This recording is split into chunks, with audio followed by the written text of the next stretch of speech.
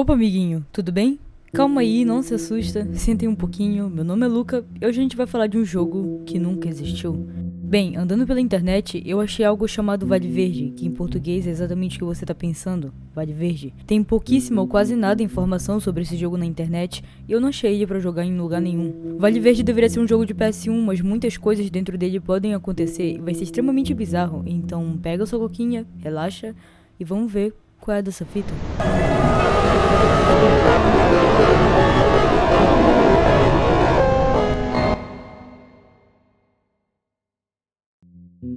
Bom, vamos começar pelo começo, né? O único relato que temos sobre esse jogo é de um carinha, o dono do canal Alluvium, basicamente falando que achou uma fita VHS em um baú enterrado no meio da floresta, através de um fio vermelho enquanto ele caminhava por uma trilha e decidiu tocar ela, postando assim esse vídeo pra gente. Ou seja, seria uma fita de outra pessoa jogando o jogo. A única coisa que ele fez foi querer mostrar isso pra comunidade. E sem mais enrolação, mano, vamos lá. O jogo se inicia com algumas informações que podem ser importantes para começarmos a entender de onde Vale Verde se originou, como o nome do mesmo, seu país de origem, que era Japão, o status do game, que era não lançado, a data, que seria algo em torno de fevereiro de 1997, o nome de dois caras, chamados Robert e Pablo, que seriam duas pessoas investigando o game, e uma lista de problemas técnicos no jogo também, são elas, o mau funcionamento da inteligência artificial, a data de aprendizado corrompida e problemas com hardware especializado do produto. Então, os créditos rolam com duas empresas, a Onyxware e a SIST, que é uma universidade de ciências real do Japão.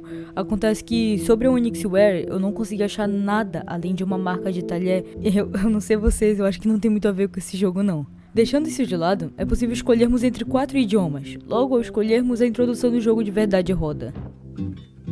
E eu não sei porquê, mas algo me deixa estranhamente desconfortável nessa estética. De qualquer forma, vamos dar New Game.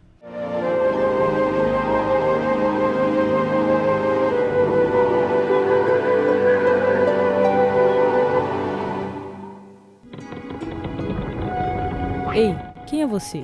Uma pessoa desconhecida fala e ao virarmos é o Capitão Rude, afirmando que nunca tinha nos visto por ali. Na aba de nome, o jogador coloca seu nome como Teste 05 e quando o Capitão pergunta se ele era novo por ali, ele afirma que sim. Então o Rude nos dá um novo documento, onde botamos a nossa idade, que vinha de padrão 10, assim como o aniversário, que era dia 1 de janeiro, como padrão também, e depois uma assinatura. Após outra cutscene, com um gato estranho dando cambalhotas em um avião e um submarino que, olha só, não implodiu, tendo me deixado no chão, a gente finalmente para nessa espécie de ilha, o Debug Shima, ou sei lá, só Shima, né? Na bilheteria, apresentamos nossos documentos e esse carinha chamado Bobson fala para apresentarmos o documento para a raposa Foxo que ficava numa torre no meio da cidade. A raposa, na verdade, era o presidente da cidade e já vamos ir diretamente a ele autenticar nossos documentos. A raposinha então diz que estava tudo certo e com aqueles papéis poderia continuar trabalhando na documentação, mas quando ela percebe que não temos uma casa ou um lugar para ficar por ali, ela nos oferece uma casa de alguém que foi embora muito tempo atrás e nunca mais voltou. E depois, ela meio que dá a ideia de nos apresentar algumas pessoas da cidade.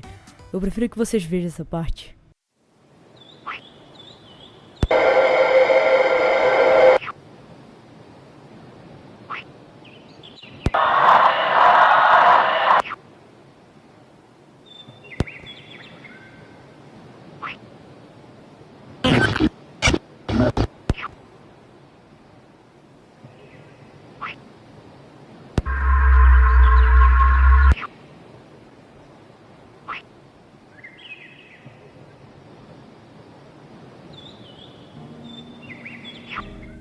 Então, eu acho que não é errado dizer que essas pessoas eram na verdade pessoas reais que foram acabar dentro do jogo por algum motivo estranho, sendo elas Jansung, da Geórgia, Kazuya, do Japão, Oliver, da Irlanda, Chloe, da França e finalmente Matias, da Argentina. Aparentemente, o Foxo apresentava a casa de cada pessoa daquela vizinhança e apesar de alguns glitches e rostos aparecendo na tela, tudo parecia normal, entre aspas, mas as coisas ficam diferentes quando vemos o Matias, que parece estar muito triste, querendo fugir dali. Ele aparece como um personagem e tenta correr, mas nessa hora algo o impede e logo em seguida ele some. Eu acho que não é errado, eu queria afirmar que esses garotos jogaram esse game muito antes dos investigadores tentarem o jogar e deve ter sido por isso que o detalhe do mau funcionamento do mesmo se mostrou presente. Enfim, a gente volta pro centro da cidade, onde tem uma estátua do prefeito que um tal homem sorridente deu pra ele. Ele apresenta mais algumas pessoas, como um senhor que cuida de um museu e um doutor que trabalhava em um laboratório de robótica e nos dá R$100 pra conta por conta da casa pra gente começar a se adaptar ali na cidade, né? Só que ao tentarmos andar, o prefeito vem até nós e força uma interação interação, nos deixando com uma dívida desgraçada e simplesmente sumindo depois, exatamente igual ao governo do Brasil. Depois disso nós seguimos por uma trilha e um glitch estranho aparece na tela, mostrando que teve uma anomalia, uma geração de fase espontânea às 8h01 da manhã. Saindo da trilha, nós entramos em uma espécie de floresta com vários bolos e doces, e barulhos de pessoas almoçando de fundo, talheres, copos sendo servidos e etc, manos. Um barulho que, eu não vou mentir pra vocês, me deixou desconfortável por ser muito alto. Seguindo a trilha, paramos em outra sala com várias estátuas e olhos no céu nos observando, onde rapidamente o jogador passa para a próxima, com medo. A próxima é um lugar com moedas caindo, quadros bem bizarros e abstratos que nos dão uma sensação estranha, e para passarmos por esse lugar precisamos coletar uma pilha de moedas, soltando-as em outro lugar, liberando assim a passagem. Bom, essa sala eu prefiro que vocês também vejam por conta própria.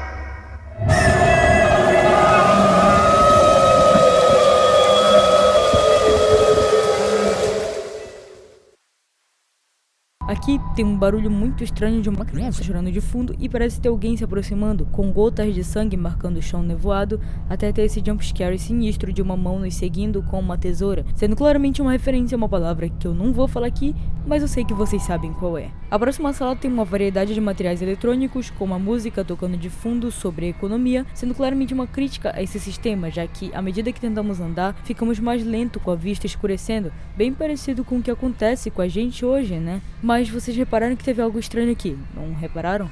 Logo após a sala voltar ao normal, uma figura aparece apenas por um frame do vídeo, uma figura de um homem sorridente. Seria esse o homem por trás desse mundo todo, enganando o prefeito? A próxima sala parecem ser várias silhuetas assustadas fugindo de uma silhueta maior com um olho enorme. E não tem uma música, mas sim um áudio de um físico chamado Robert Oppenheimer, que dirigiu o projeto Manhattan para o desenvolvimento de uma bomba atômica durante a Segunda Guerra Mundial. Desse áudio ele fala sobre seu ressentimento em relação aos fins que a bomba foi usada, mas vamos ser sinceros aqui. É uma bomba atômica, ele queria que fosse usada pra quê, mano?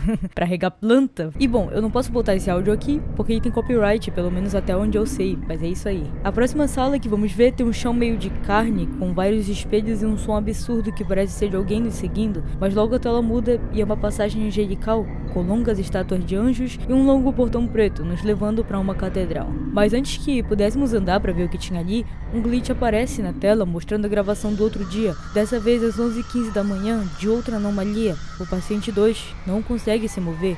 Então a gente entra no que parece ser um restaurante da cidade, falamos com algumas senhoras, mas ignorando as tascas daquele local, que é sobre comprar comida, a gente vai até o Matias que estava sentado, pedindo por ajuda. Você está com os agentes? Você pode me ouvir? Onde está a Chloe? O que está acontecendo? E logo uma tela aparece para podermos escrever o que quisermos e conversar com o Matias. O investigador pergunta se o Matias podia o ver e ver a barra que ele escrevia, e o garoto responde que sim. Entretanto, ele não podia se mover. Você viu mais alguém? Você sabe onde os outros estão?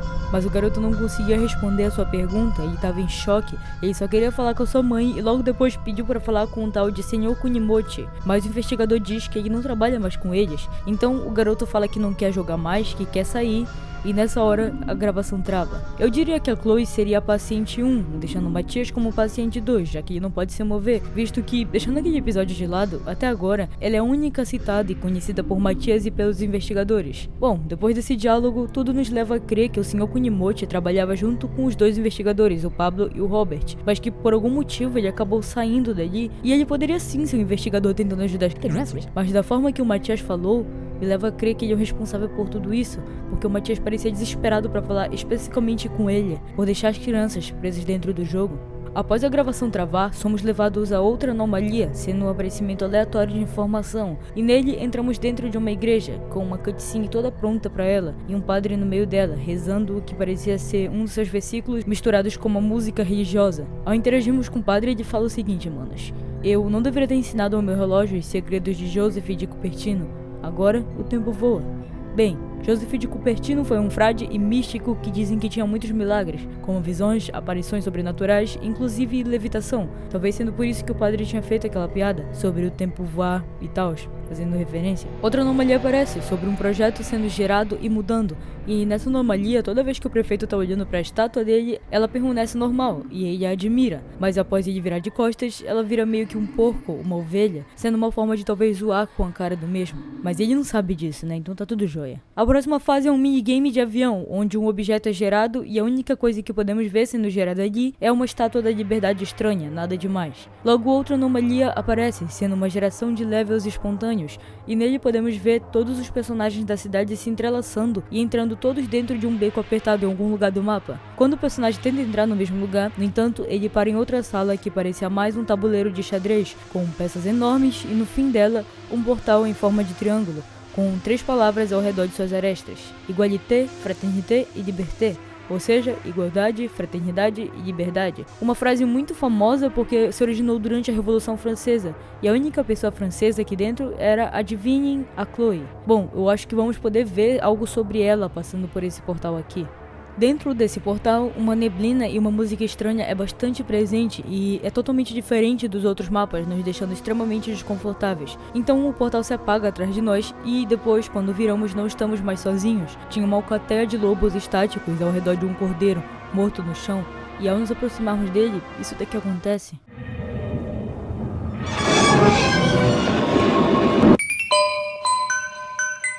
Bem, eu acho que essa tela significava o game over do nosso jogo, né? Pique Donkey Kong, sei lá. Essa habilidade de ficar mais claro ao se aproximar de algum personagem já havia sido usada pelo investigador antes na sala das silhuetas, onde uma delas havia se afastado, mas antes que o investigador pudesse fazer o mesmo com o cordeiro, algo indescritível pula em cima do personagem, nos impedindo de fazer isso.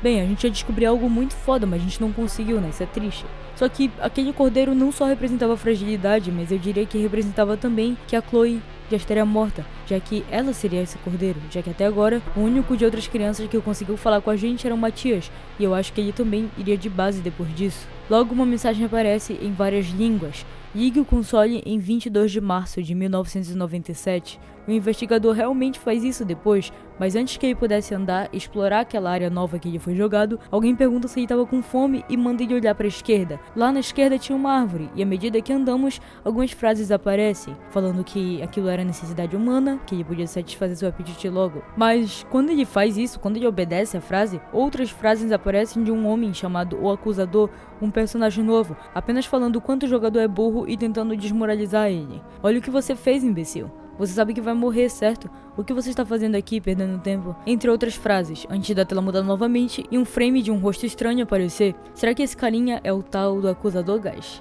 Quando a tela muda, estamos em outra sala cheia de seres angelicais, e ao virarmos para trás tem a representação de um anjo guardando um portão. Esse seria o anjo Uriel. E sim, a aparência de um anjo é geralmente assim, não como vocês geralmente veem aí no Google. Bom, e se formos seguir a história da Bíblia, Uriel guarda a porta do Éden, sendo vista como um pássaro se a pessoa fosse justa e digna, e como uma espada ardente se a pessoa fosse injusta e mal. Uriel também referencia a cor verde, e o nome do jogo, coincidentemente, é Vale Verde, olha só. Mas acontece o seguinte depois.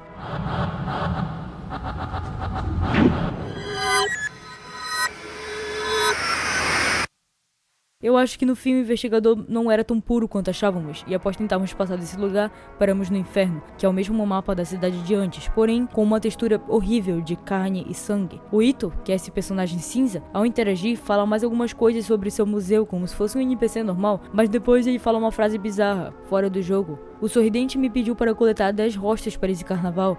Você pode me ajudar? Logo em seguida, uma mensagem de erro de jogo em relação às tasks aparece. O pior de tudo é que o investigador decide aceitar a tarefa, mesmo estando claro que muito provavelmente era algo ruim. E outra coisa que eu percebi era que o rosto do acusador lembrava um pouco o rosto do Ito, algo que me deixa realmente pensativo. Seguindo por esse lugar que eu vou chamar de inferno, apenas uma casa. Apenas a casa de Matias parecia estar normal ali em todo esse caos, e um robozinho estava ali atrás. Assustado? Esse robô já havia sido citado antes, mas não tínhamos informações nenhuma sobre ele. Então vamos ignorar que ele existe e continuar o jogo normalmente, né? Se é que dá pra continuar essa porra normalmente. Entrando na casa de Matias, sendo a última parte desse episódio, temos algumas coisas pra interagir, como um caderninho em cima de uma escrivaninha que tinha algumas visões de um artista chamado Parra Vicini, que era um artista visual que desenhava suas profecias em um caderno. Inclusive ele tinha a profecia das Estátua da Liberdade, que estava representada no jogo exatamente como ele havia representado nas suas artes. Andando mais pro lado, entramos no quarto do Matias, que tinha a pintura de São João Batista quando era menino, uma pintura da Santa Clemência e a pintura de Jesus Cristo, que de repente havia criado vida. Logo um diálogo surge de alguém chamado Este vir qui adeste, que seria um anagrama para "é um homem que está aqui", ou seja, era Jesus que estava ali. Nós recebemos então um item chamado a Divina Misericórdia para conseguir sair desse lugar, e Jesus fala: "Me visite, onde meu corpo descansa". Bem, é assim que terminamos o primeiro episódio desse ARG. De longe foi um dos meus ARGs favoritos de trazer aqui pra vocês, trazendo uma pegada bem diferente, com um monte de referência que se não fosse o Zedin, eu, burrinho do jeito que sou, não teria percebido. Mas acho que vocês pegaram a ideia. Tem a ver com Deus, tem a ver com religião cristã especificamente, e com crianças presas dentro de um jogo bizarro. Agora, como tudo isso se conecta? E qual é a história disso? Bem, aí eu já não sei. Então, tem mais duas coisas que valem pontuar. Os 7 corredores que passamos antes não foram jogados ali aleatoriamente. Na verdade, era referência para os 7 pecados capitais: a gula, pelas comidas; a inveja, pelos olhos te observando; a ganância, pelos ouros em todos os lugares; a luxúria, que é uma merda que seja um simbolismo do aborto; a preguiça, onde a gente fica mais lento; a ira, com aquela figura preta assustando todas as outras; e o orgulho, com um retrato de pessoas se olhando no espelho. Além disso, na frente da casa do garotinho japonês, um sapato aparece e depois some. No Japão, é comum as pessoas deixarem o sapato na frente de casa, mas não é por educação. Na verdade, é uma analogia para o suicídio. Então, será que o Kazuya fez isso para tentar sair desse caos digital? Bom, eu não me surpreenderia, mas não tem como saber isso por hora, a gente não pode afirmar nada. Mas é interessante pontuar, né? Esse foi o vídeo, muito obrigado por ter visto até aqui, eu vou agradecer demais o seu like se você puder deixar, e até mais, homies. Cuidado com os jogos que vocês encontram por aí, tá? Cuidado pra não ficar preso.